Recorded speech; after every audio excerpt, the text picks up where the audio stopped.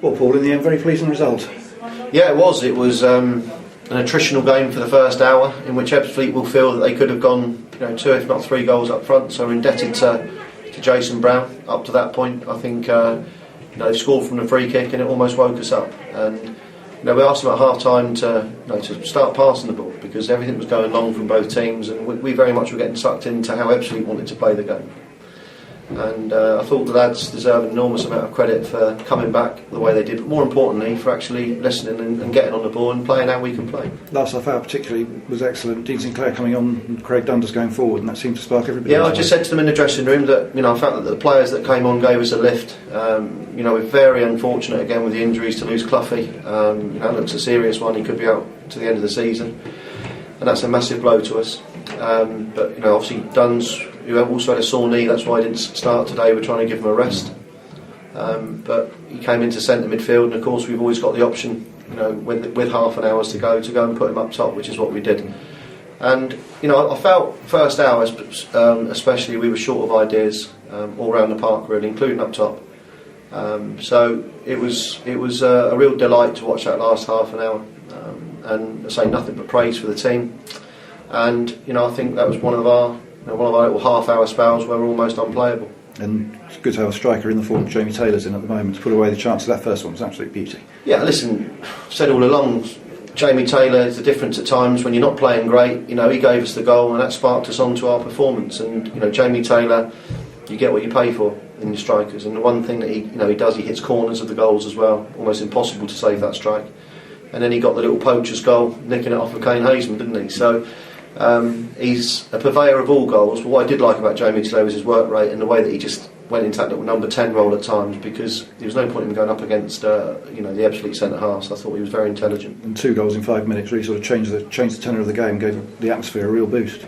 Yeah, I felt our first goal got the crowd going for sure. But from that point on, we looked lively, and that's what we can do. It's just a bit frustrating today that it took us an hour to do that, and it was a bit frustrating that the first hour we played a style of football that's not really suited to us. And it's something that we said to them at half time, can you get the ball down please, stop going so long and trust yourselves with the ball. And it was a great performance. And the Charlie Clough injury looked a bad one, because as soon as he went down he knew he was coming off. Yeah, it's a hamstring, and he feels it's a tear, so as I said, he could be out for the end of the season, he could miss the playoffs. So yeah, it's very disappointing, but I've got to say again, I thought Simon Downer was outstanding today.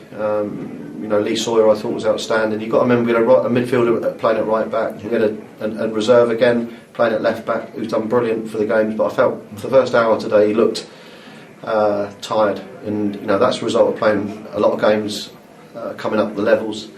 And we're missing Dale Binns, we're missing Will Spetch, we're missing Charlie Clough. It's becoming a problem, and obviously there's nothing we can do about it.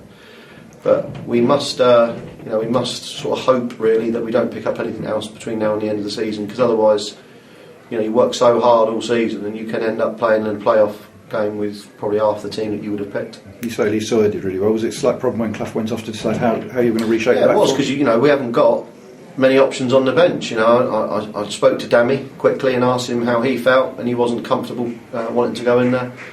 And there was the thought that we could put Kane Hazeman back there, but I was a bit worried about Cook, who was an out-and-out winger. And one thing with Lee, I asked him the question, and he said no problem, Gaffer. And I think that showed what a fantastic team player he can be. And I thought he really got us playing actually. In that last half an hour, it's down to Lee Sawyer. He was a big key to getting us playing, not actually as a traditional right back maybe. And the first time cross as well for the down goal, super cross. Yeah, great cross for the goal. Nice to see Simon pop up. But some key performances today. I thought Jason Brown, Simon Downer, and Lee Sawyer in particular, and then obviously Jamie Taylor with 2 classic goals. 74 points. That should be good enough now to get into the playoffs. So the last 3 games, sort of just get as high as we can now.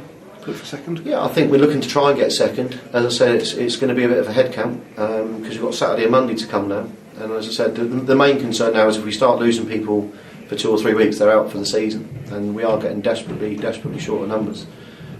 So what we almost need to do now is at the end of the game hope as much for the result that we haven't picked up any more problems, because whether we're 5th, 4th, 3rd or 2nd, we fancy ourselves against anyone, especially here. Very few teams are going to come here and get a result. And away from home, the pace, but there is some good news. Marvin Williams has trained this week, and Jamie Slabber has started to do a little bit. So to get those two back could be huge. But my biggest, it's taking the shine off it for me is losing Cluffy, because he's skipper now, but he's a top player.